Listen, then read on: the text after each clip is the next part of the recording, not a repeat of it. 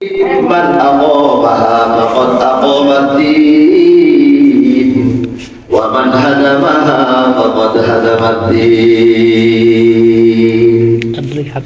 নামাজ এমন একটি ইবাদত ইসলামের একটি খুঁটি এই খুঁটিকে যে মজবুত করবে সে যেন ইসলাম ধর্মকে মজবুত করলো আর যে ব্যক্তি এই নামাজকে অবহেলা করবে ধ্বংস করবে সে যেন দিন ইসলামকে ধ্বংস করলো। নামাজ না পড়লে আপনি যেন ইসলামকে ধ্বংস করে দিলেন, আর নামাজ পড়লেন মানে আপনি ইসলামকে আরো ওয়াক্ত নির্ধারণ করা আছে। ফজরের আযান হবে 5:30 থেকে নিয়ে 6:40 দেখা যায় সূর্য ওঠে, সেই ক্ষেত্রে দেখা যায় 1 ঘন্টার মতো সময় থাকে ফজরের সময়। এই 1 ঘন্টার মধ্যে কয় রাকাত নামাজ পড়তে হবে আমাদের? 4 রাকাত, বেশি নয় 4 রাকাত। 4 রাকাত নামাজ পড়তে কিন্তু 1 ঘন্টা সময় লাগে না। কয় ঘন্টা লাগবে? 10 মিনিট, 15 মিনিট।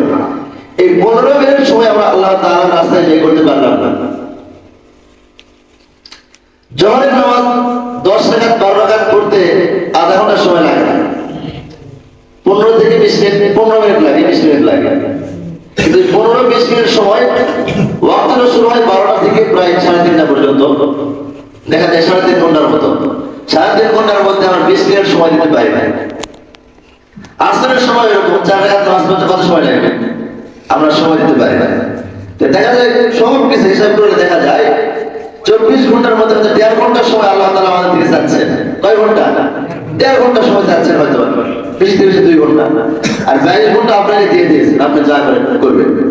কিন্তু এই 2 ঘন্টা সময়, 1.5 ঘন্টা সময় আমরা আল্লাহ তাআলার রাস্তায় ব্যয় করতেছি না।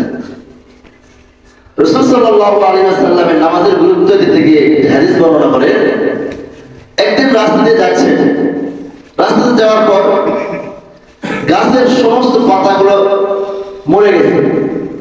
এরকম গাছকে যখন আমরা ঝাঁকি দিব তখন সব পাতাগুলো পড়ে যায়, তো যায় না? পড়ে যায় না? সব পাতা পড়ে গেছে, এবং ঝাঁকি দেয় আমরা, তাহলে পাতাগুলো পড়ে যাবে না? আর আমার ভাষা বুঝতেছেন নাকি? ঝাঁকি দেওয়া মানে ঝাড়ে দেওয়া, চলে যেতে হয় আর কি। তো রাসূল সাল্লাল্লাহু আলাইহি ওয়াসাল্লাম সাহাবীদেরকে ডাক দিয়ে বললেন, যদি কোনো মুসলমান 5 ওয়াক্ত নামাজ আমাদের শহীদ করে, ওয়াক্ত মতো নামাজ আদায় করে, তার সমস্ত গুনাহগুলো এইভাবে ঝরে পড়ে যায়। গুনাহগুলো এমনি এমনি ঝরে যায়। একজন সাহাবী রাসূল সাল্লাল্লাহু আলাইহি ওয়াসাল্লামের কাছে এসেছেন নামাজের গুরুত্ব সম্পর্কে হাদিস শোনার জন্য। অনেকগুলো সাহাবী একসাথে বসে আছে।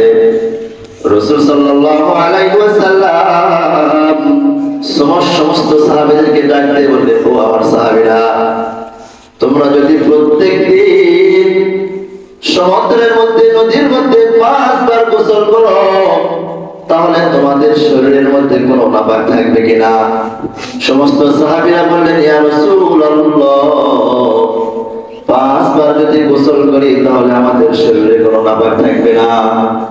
রাসূল সাল্লাল্লাহু আলাইহি ওয়াসাল্লাম বললেন,